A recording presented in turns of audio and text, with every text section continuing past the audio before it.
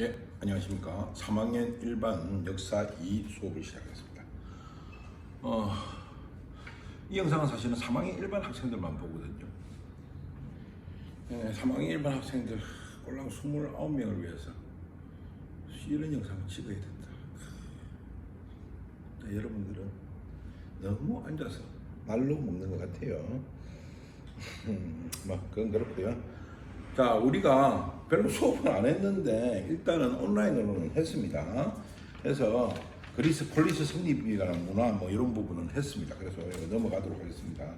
오늘은 지중해 세계의 형성과 그리스도교의 성립 중에서 특히 두 번째 알렉산드로스 제국 속에 피어난 헬레니즘 문화에 대해서 하도록 하겠습니다.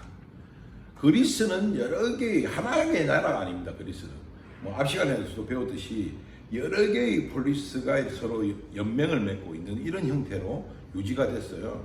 사실은 그렇게 그리스에 여러 개의 폴리스가 설치고 있을 때 특히나 아테네나 스파르타 같은 이런 폴리스들이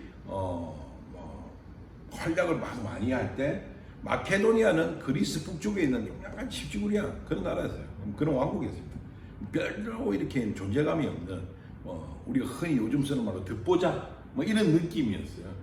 이런 마케도니아가 이제 힘을 가지기 시작합니다. 언제부터 가지느냐? 바로 기원전 4세기 무렵부터 이런 마케도니아가 서서히 그리스 폴리스들을 지배하기 시작해요.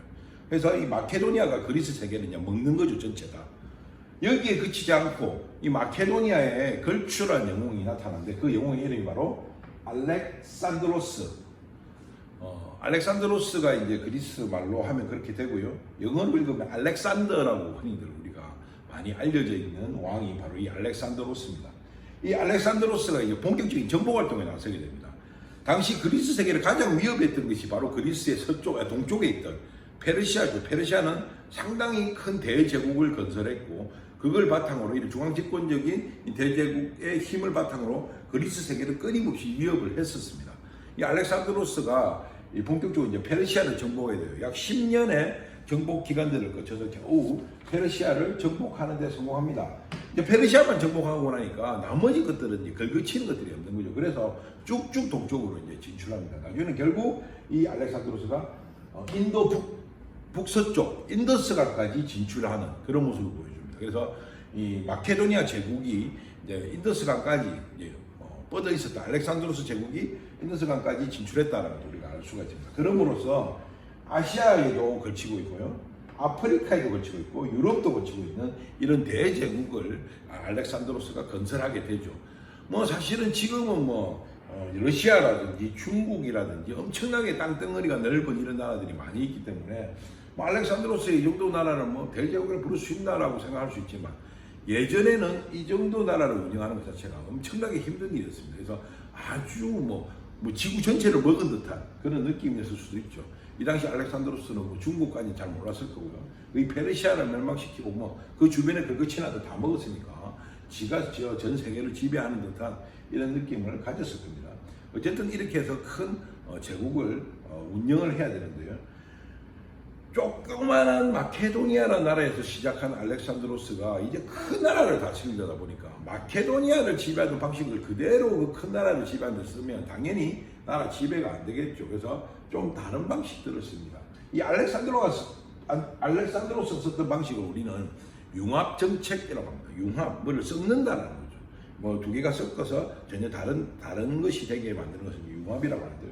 이런 융합정책을 씁니다. 어떻게 하느냐 보면 알렉산더가 페르시아를 지배했죠. 점령을 했습니다. 정복을 했습니다. 보통 보면 우리가 흔히 생각할 때는 정복을 하게 되면 자 이제 우리 방식대로 지배한다 이렇게 하는 것이 일반적이죠. 근데 알렉산드로스는 그러지 않았다는 겁니다. 정복은 했지만 너가 기존에 유지하던 정치체제를 그대로 쓰게 해줄게. 페르시아 정치체제를 그대로 활용합니다. 페르시아들은 알렉산드로스가 지배하나 페르시아 왕이 지배하나 별 다른 게 없어요. 괜찮네. 사는 거죠, 우리가. 딱히 알렉산드로스에 대해서 불만을 가지지 않습니다. 두 번째, 알렉산드리아라고 하는 도시를 건설합니다. 지금으로 치면 신도시 같은 거죠. 여기에 각종 시설들을 모이고 살기 좋은 신도시를 건설하는 거죠. 그리고 거기에다가 그리스인들을 이주시킵니다. 저 정복한 지역에다가 새로운 도시를 건설하는데 거기에 그리스인들을 이주시켜서 살게 해요. 당연히 그 도시에 원래 살고 있던 원주민들이 있고 그리스인들도 이주해서 살다 보니까 이 그리스인과 원래 살고 있던 원주민이 서로 자연스럽게 융합이 되는 그런 모습을 보여주겠죠. 그리고 그리스인들이 이주하면서 자연스럽게 그리스 문화라든지 그리스 언어가 또 보급이 되게 됩니다. 그리고 거기에 그치지 않고 알렉산드로스는 그리스인하고 페르시아인하고 결혼해라. 결혼하는 거 장려해요. 돈도 좀 더 준다든지 이렇게 되겠죠. 세금도 깎아주고 이렇게 됩니다. 그러다 보니까 나는 페르시아 사람이야. 그리스 놈들 저리 꺼져. 나는 그리스 사람이야. 페르시아 놈들 야만적이야. 뭐 이런 것들이 없어지게 됩니다. 엄마는 그리스, 아빠는 페르시아 이랄까 뭐. 나는 그리스 편이야, 페르시아 편이야 뭐 이런 게 없어지는 거죠. 자연스럽게 융합이 일어나는 이런 결혼 장려 정책들을 펼쳤다라는 거죠. 자, 이렇게 알렉산드로스 제국이 매우 거대한 제국을 이루었는데 이것도 역시 알렉산더라고 되어 있네요. 알렉산드로스입니다. 자, 근데 이런 큰 제국도 이 알렉산드로스가 죽고 난 다음, 사후, 죽고 난 이후라는 뜻입니다. 알렉산드로스가 죽고 난 다음에 핵심적인 강력한 지배자가 없어지게 되니까 또 뿔뿔이 흩어져요. 지금 입맛대로. 그래서 제국이 마케도니아와 이집트 그리고 시리아로 다시 세 가지로 갈라지는 모습을 보여줍니다. 이 세 개로 갈라졌던 이 나라들은 나중에 결국은 로마에 의해서 모두 다 또 지배당하게 됩니다. 로마가 또 대제국을 건설하게 되죠. 이렇게 해서 이제 알렉산드로스 제국에 대한 설명이 마치고요. 우리가 알렉산드로스 제국을 이야기할 때 빼놓을 수 없는 것이 바로 이 헬레니즘 문화입니다. 이 헬레니즘 문화는 알렉산드로스 제국의 문화일 뿐만 아니라 이후에 우리가 앞에서도 잠깐 배웠듯이 인도 문화에도 상당히 영향을 주거든요. 어떻게 연결되는지 한번 보도록 하겠습니다. 이 헬레니즘 문화는 융합된 문화입니다. 아까 그 융합 정책과 같이 서로 연결돼서 나타나는 문화라고 볼 수 있죠. 뭐가 융합됐느냐? 서아시아 문물, 페르시아의 문물이죠. 서아시아의 문화나 문물들이 있습니다. 거기에다가 그리스 문화가 합쳐져요. 이것들이 따로 노는 것이 아니라 서로 융합되면서 전혀 다른 형태의 문화 모습이 나타나는데 그것을 우리는 헬레니즘 문화라 한다는 거죠.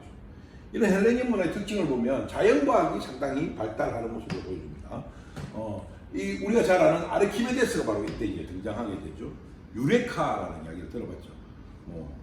이 왕관에 금이 진짜 국물로 만드는지 근데 다른 게 섞이는지 알아내라 했는데 부력에 따라서 비중이나 부력 이런 것들을 이용해서 이게 금이 아니고 다른 게 섞여 있다 이런 것들 알아내는 거죠. 그래서 부력의 원리를 알아내는 사람은 아르키메데스고요.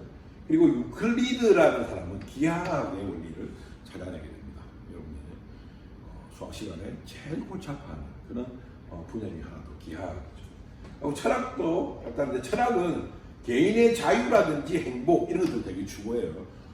인간이 왜 사노? 결국 우리가 자유롭게 행복하게 살기 위해서 사는 거 아이가? 여기에 좀 집중하자라는 그런 이야기입니다.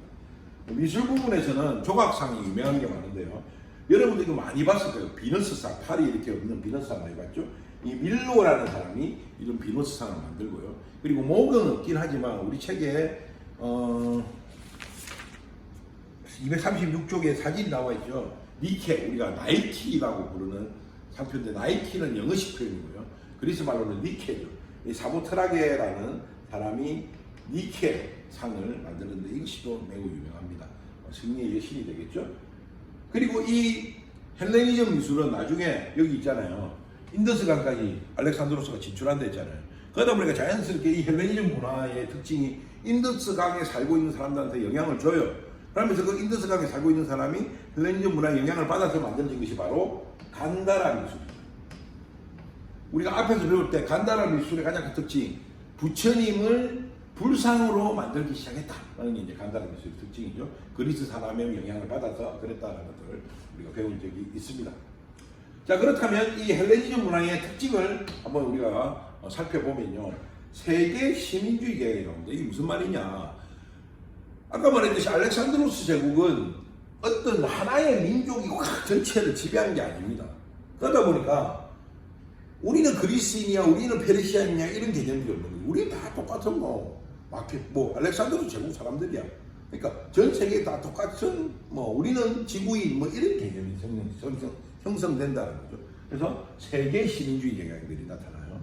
그리고 그러면서 우리나라, 우리 민족, 우리 뭐 공동체 뭐 이런 것보다는 개인을 되게 중요시하게 된 겁니다. 그래서 개인주의적 경향이 많이 나타나서 아까 철학에서도 나타났듯이 개인의 행복이나 자유 이런 것들을 중시하는 경향들이 많이 나타나게 됩니다.